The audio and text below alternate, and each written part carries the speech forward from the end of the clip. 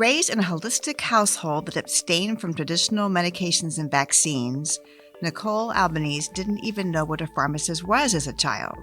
But she was good at science and math, and when her aunt died from type 1 diabetes, that became her why to pursue a degree in pharmacy. She would not have lived past being a teenager if she didn't have insulin and medication.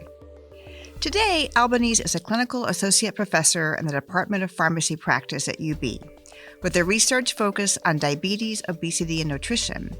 As such, she has a lot to say about Ozempic, Wegovy, and the other popular drugs for diabetes and obesity and how they're impacting people's lives. Welcome to Driven to Discover, a University at Buffalo podcast that explores what inspires today's innovators. My name is Laurie Kaiser, and in this episode, I'll be talking to Nicole Albanese about the pros and cons of modern weight loss drugs.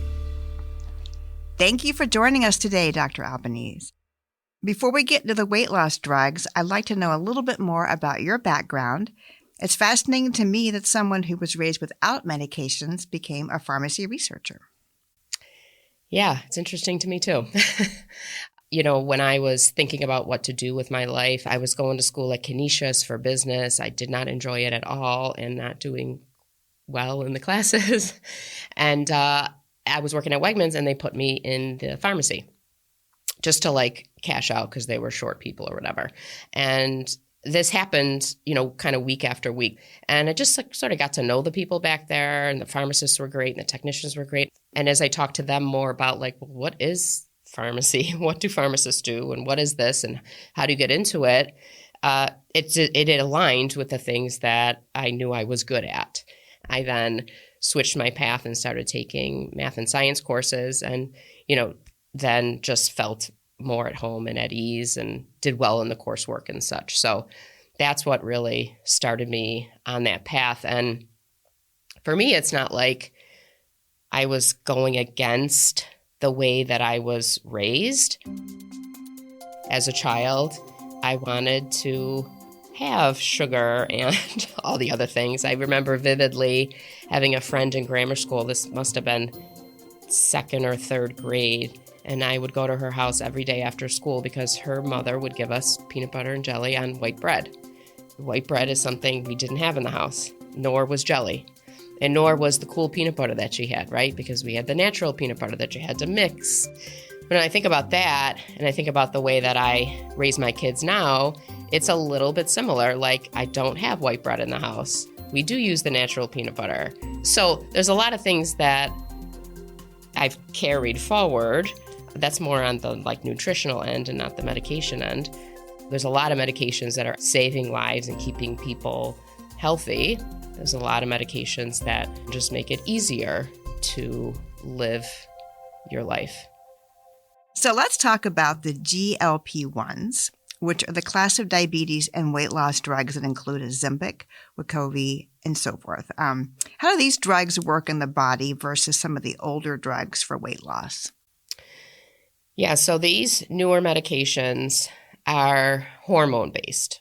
Older medications more worked on the cellular level. So they would go in, certain meds would go in and just sort of wake up the pancreas and say, hey, pancreas, make more insulin. This person has high blood sugar, they need more insulin. And that's important because the amount of sugar and the amount of insulin in the body kind of needs to be equalized.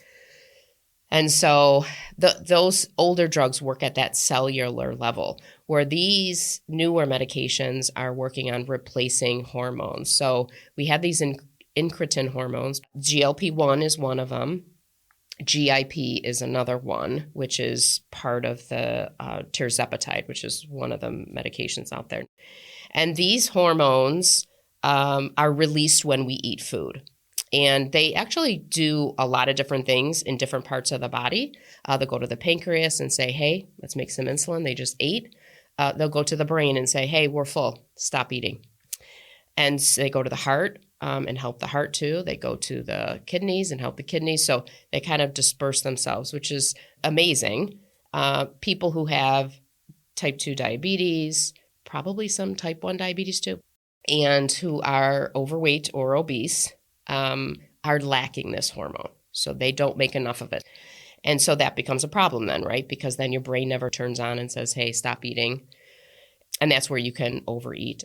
So that's how they're working, just like on a higher level. And then probably in the not so distant future, we're going to go to like the next level, and immunotherapy is probably the next place that diabetes is going to be treated. Immunotherapy is used for a lot of different diseases and seems to be a place that it could work well here for obesity and diabetes. That's interesting. Now, Morgan Stanley has estimated that as much as 9% of the U.S. population will be taking these drugs by 2035. What is it about these drugs that has made them so popular? Well, it's probably two things. The first is they're an easy fix, right? Take a medication, lose weight, sounds amazing, right? Because the traditional way to lose weight is not easy. It's difficult. And Americans like an easy fix. We're accustomed to like, hey, let's take a medication and see if it works. It's no different than like when statin medications came out for cholesterol years ago. Everyone talked about, let's put it in the water. We'll save everyone from having cardiovascular disease and heart attacks and strokes and all that. So I think these drugs are like an easy way to like get people going. But if they want long-lasting results, they're going to have to do a lot of the work on their own. And Nicole, what was the second reason that they become so popular? I think social media. I mean, there are a lot of influencers on social media who figured out that this drug works really well and started putting it out there. And then everyone just sort of fell on it and were like, oh, I didn't even know this drug existed. And, that's a good and a bad thing, I guess. But at the end of the day, we still want patients to be evaluated properly so that we know the right people are getting the right drug. I mean, that's like my whole job. It's the right person getting the right drug at the right time. And the wheels have sort of fallen off that wagon when it comes to these drugs. So when you say the wheels are falling off, what are you referring to exactly? What I mean by that is in the last few years here, access to these medications has become extremely difficult, and there have been shortages for multiple years. And that is extremely problematic because our type 2 diabetic patients who need these medications to keep their disease under control aren't able to get them because patients with obesity and who are overweight, and I'm not saying that's less of a disease state at all, but it is usually patients whose BMI is only in the overweight category, or maybe not at all, but they were able to get their physician to prescribe this medication. And they're flying off the shelves, again, because of the social media that was happening, and there wasn't any left over for our type 2 diabetic patients. And it took a while for our healthcare system and our insurance companies to catch up with that, to realize, oh, all these people are getting a drug, Ozempic, which is semaglutide, but it is only indicated for patients with diabetes. But then that same molecule, semaglutide, is Wegovy, which is the brand name and indicated for obesity and overweight. It's all the same drug. There's literally no difference. So, why couldn't you try to get the Ozempic covered if you could say your blood sugars were high or you're pre-diabetic or something like that? And that's what was happening. And then the patients who really needed it couldn't get it.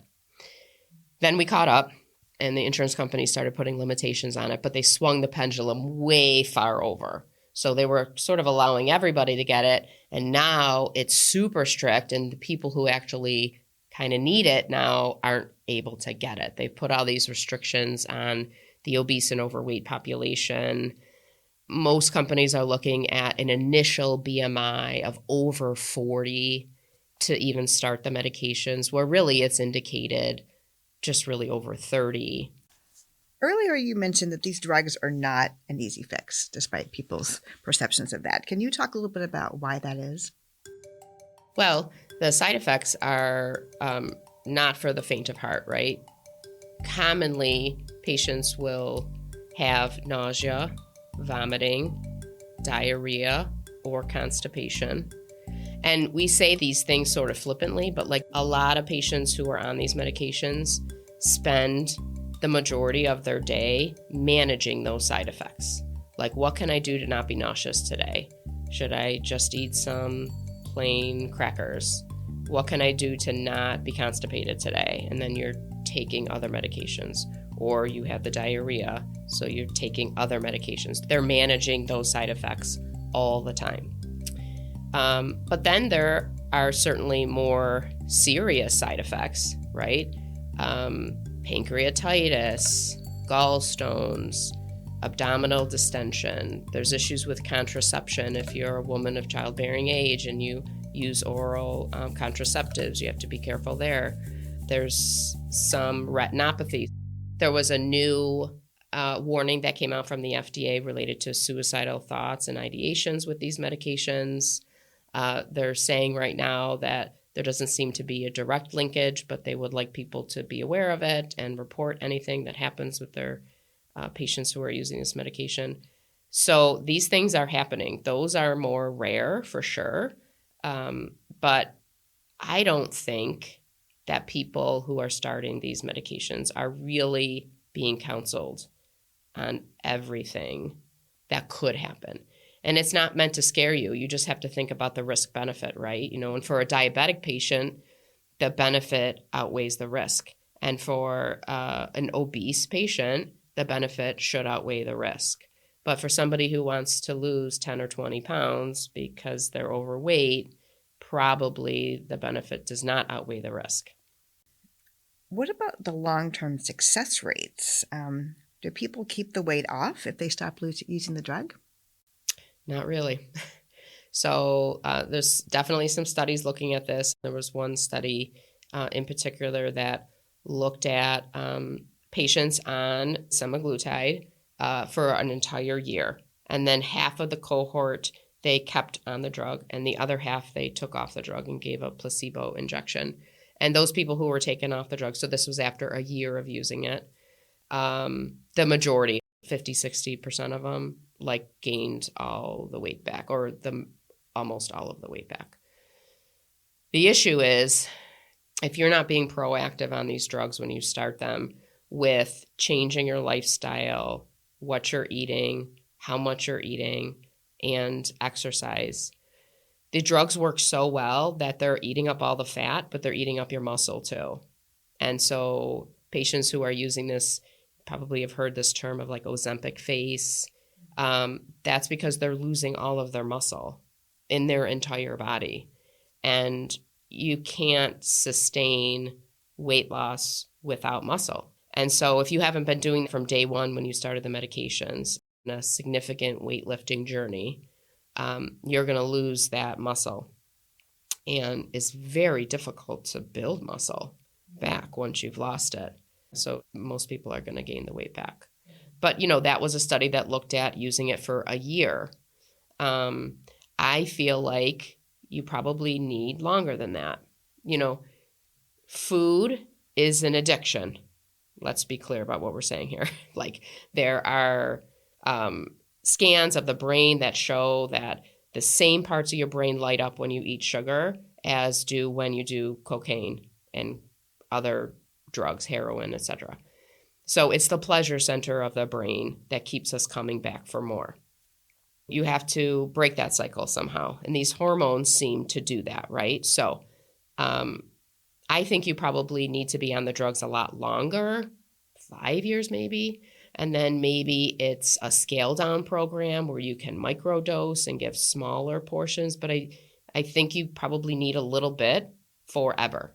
But you also need to retrain your habits in terms of eating. If you were somebody that always gravitated to sugar and larger portions, it's going to take a lot longer than a year to retrain your brain and your body to not want sugar and not want large portions, and to order the healthier foods, and to not go out to the fast food restaurants, and to make your food at home, and all the things that you're supposed to do for a healthy lifestyle.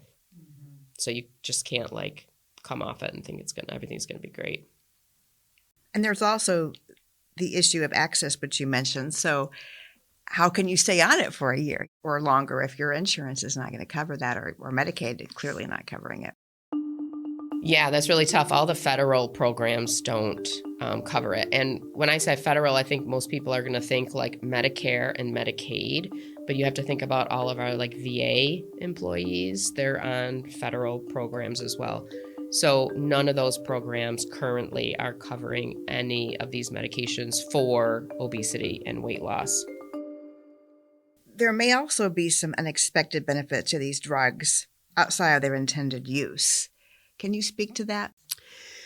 Yeah, I mentioned earlier that, sugar really is an addiction. So pretty early on, people realized that, I wonder if these medications would work with other addictions, substance abuse, alcohol.